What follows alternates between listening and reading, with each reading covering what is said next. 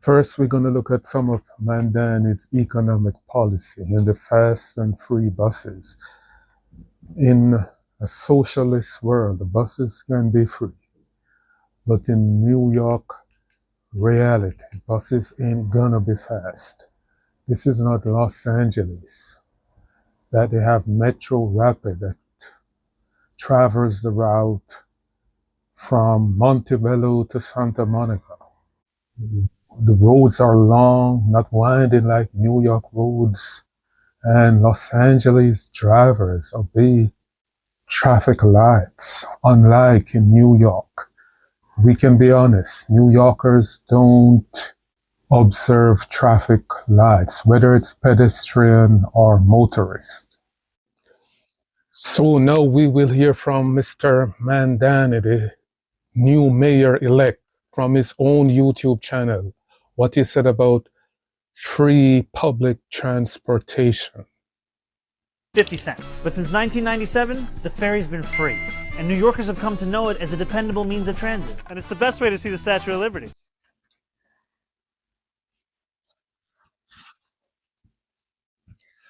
That was the mayor referring to Staten Island Ferry, where he said it's free, but the ferry, it's runs on water, it's running over water. The water is not congested like New York City streets. So we are fair here. So we can say, let's say the buses are free on the subway. Subway's already fast. So that's easy to be free. But the buses, if they are even going to be free for the rides, but fast and free, 2-in-1, that's going to be a tall order, even from the smiling mayor. But guess who are not smiling? Those New Yorkers who make more than 1 million or 1 million per year. They are not smiling because their taxes that the new mayor of elect proposed in his economic plan to fund all the goodies is that they are going to pay 2% more than what they're paying so far. Currently, the state, not the state tax, the city tax in New York City is range from between 4 to 6%.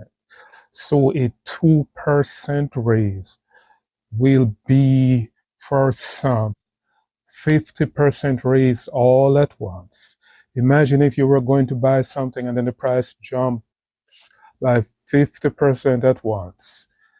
Would you be mad or you still would be happy? But this is only if the governor of New York sees eye to eye with the new mayor-elect.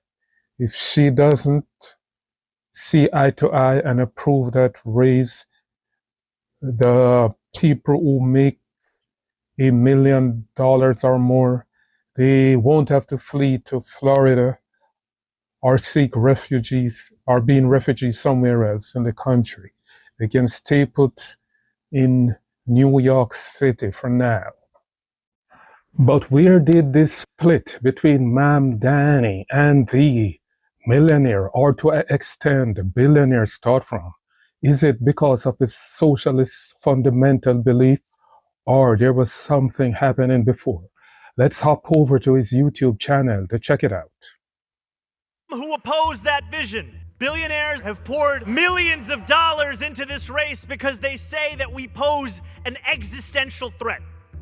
And I am here to admit something. They are right. We are an existential threat. So was this feud between the mayor-elect and millionaires or billionaires going on before the famous interview on ABC when the presenter asked him on the press, do you think billionaires should exist? And he said, no, I don't think they should exist. That's a lot of money. Paraphrasing here. So the feud between Mr. Mandani and the billionaires is, or millionaires to a lesser extent, is not new. They were going on from the inception of his campaign. So there he said that they donate to his opponents.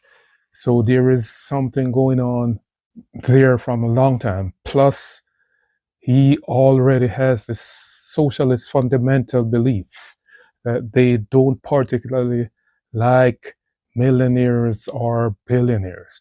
But here is the bottom line. If you live in the US, let's say you create iPhones, eventually you're going to become a billionaire. If you produce something that mass people want, you're going to become a billionaire in the United States system. That's how it works, whether Mr. Mandani likes it or not. It is called Economics 101. If you live in a consumer-driven society, if you create something that is in high demand, that means your prices will go up.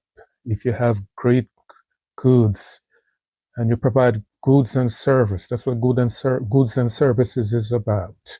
You create stuff, especially if you're a tech company, people like it because it makes their lives easier, like electricity, the cell phone, your car. If you own one of those companies, you're going to become a billionaire, no matter what the politicians say or do. But if billionaires didn't exist, then who would pay for the free buses, the free daycare, and free groceries, as Mr. Mandani promised? So he's saying that billionaires do play an important part in his economic policy because that's who he is going to tax. That's the only way he can see to pay for it.